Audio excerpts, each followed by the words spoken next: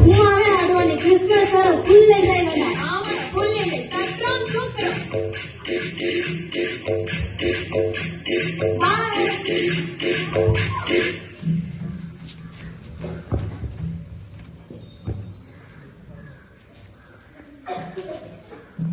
என்னடா இது ஆபீஸ்ல ஆடுது, எவனாச்சும் ஆடி வருவான் அமுக்கலான்னு பார்த்தா ஒரு ஆளையும் காணும். சரி, நம்மளுக்கு சிக்காமலையா போயிருவாங்க.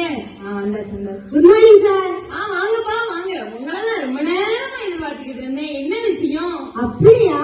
ஆமா ஆமா வாங்க சார். அதாவது நான் ரொம்ப படிச்சிருக்கேன், ரொம்ப ரொம்ப படிச்சிருக்கேன்.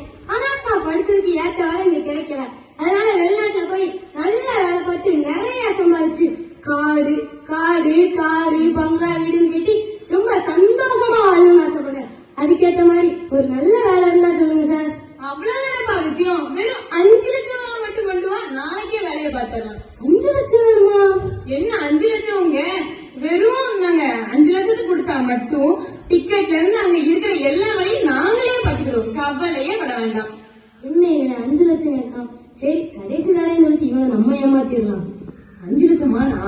இருந்தாலும் நம்மளுக்கு கொஞ்சம் கம்மி தான். பட் இருந்தாலும் இருக்கட்டும், அமைக்கிட்டு நம்ம கம்முன்னு இருந்தாலும்.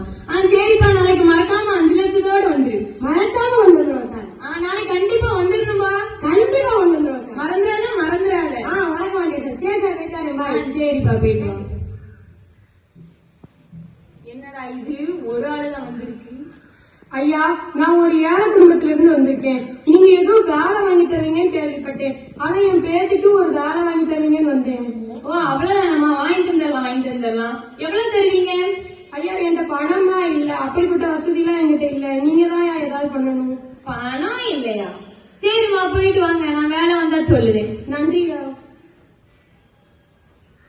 பணம் இல்லையா? ஒண்ணும் இல்லையா? பிறதுக்கு நான் வேலை வாங்கி தரணும். ஏன் கை காசா போட்ட வாங்கி தரணும்? போனா போறாங்க, எனக்கு என்ன?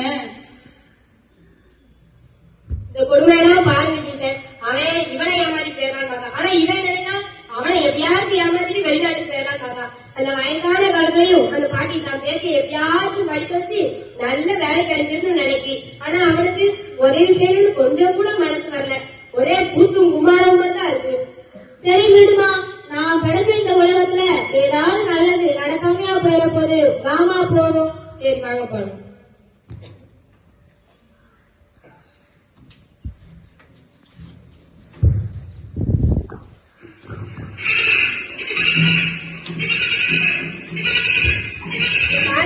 அந்த பிள்ளைங்க விளையாடுறா எவ்வளவு அழகா இருக்கு.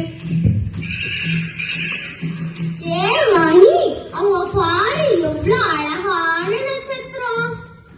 ஆமா ஆமா, அது ரொம்ப அழகா இருக்கு.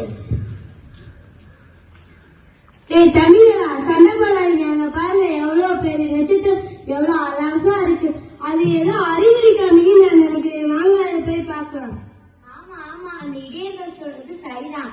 அந்த நட்சத்திரம் பெருசாவும் அழகாவும் இருக்கு. அது நகர்ந்துகிட்டே இருக்கு. அது நிக்கிற இடத்துல கண்டிப்பா நல்ல செய்தி இருக்கும். வாங்க வாங்க போய் பார்க்கலாம்.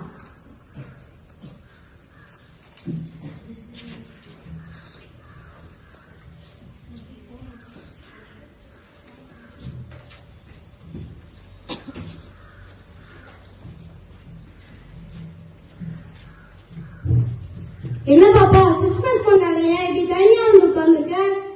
எங்க வீட்டுல ரொம்ப கஷ்டம்னே. அதனால இந்த வருஷம் கிறிஸ்துமஸ்க்கு எங்க அம்மா புது துணி எடுத்து தரல. அதனாலதான் எங்க அம்மா கிட்ட நான் கோவிச்சுட்டு வந்துட்டேன். நீ ஒண்ணும் கவலைப்படாதயா, நாங்க இவ்வளவு பேர் இருக்கோம். உனக்கு என்ன ஹெல்ப்னாலும் நாங்க பண்றோம். தேங்க்ஸ். இந்த ட்ரெஸ் பத்தி இந்த கிறிஸ்துமஸ் நல்லபடியா கொண்டாடு.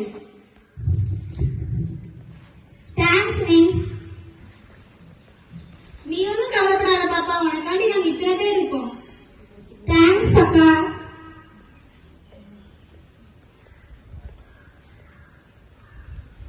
பாருங்க டீச்சர், இதுதான் நான் உண்மையான கிறிஸ்துமஸ்னு நினைக்கிறேன்.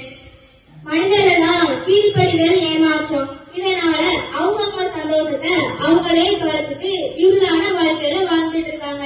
இந்த இருளான வாழ்க்கையில இருந்து வெளிச்சமான